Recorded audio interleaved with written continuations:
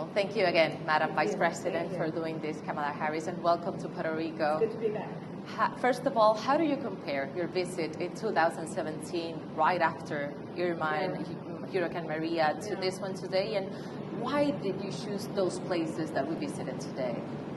I feel so strongly about the talent and the innovation and the ambition and skills of the people of Puerto Rico. And, you know, I think about it before Hurricane Maria and Irma and what was happening in terms of innovation and just entrepreneurship, and then, of course, that awful hurricane, what it did to wipe out so much of the progress.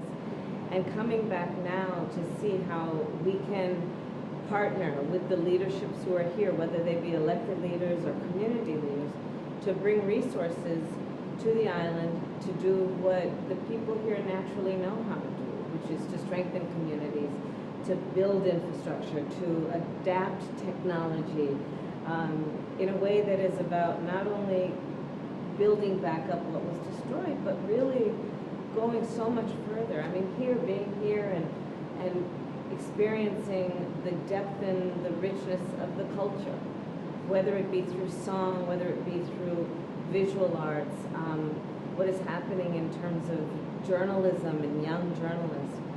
So when I think about Puerto Rico, I always think about all these issues, and unfortunately there have been these extreme weather occurrences and other issues which have really depleted the natural resources of the island. And for President Joe Biden and me, it's about putting resources back in and partnering with the leaders here, which is why we have, under our administration, so far invested over $140 billion in a number of these pursuits. The preoccupation of the people in Puerto Rico and the concern is that money needs to be used fast, because there's deadlines, and also there's a possibility of a change of power in the White House. What could happen with that money? Is there a chance that those funds that are allocated to Puerto Rico could be used for something else if there's a different government? Well, first of all, let me be clear, Joe Biden and I are going to win the election.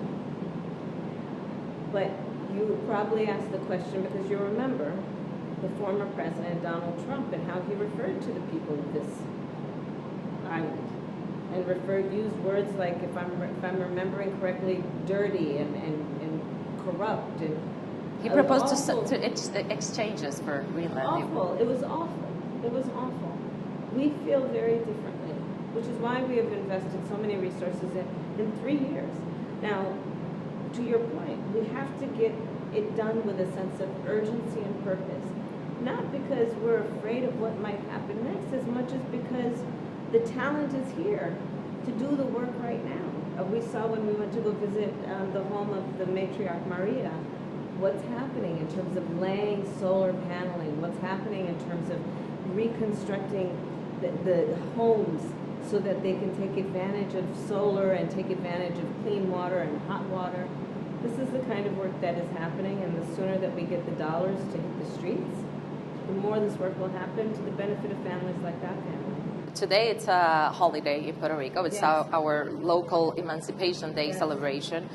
But yet the members of our armed forces cannot vote for the commander-in-chief. And obviously we have a oversight board that can change and veto our legislation and the things that our local government can do.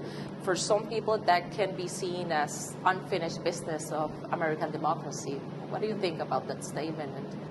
Listen, I personally believe strongly in the importance of self-determination. I feel very strongly about that. It's the way I was raised and how I think about the world.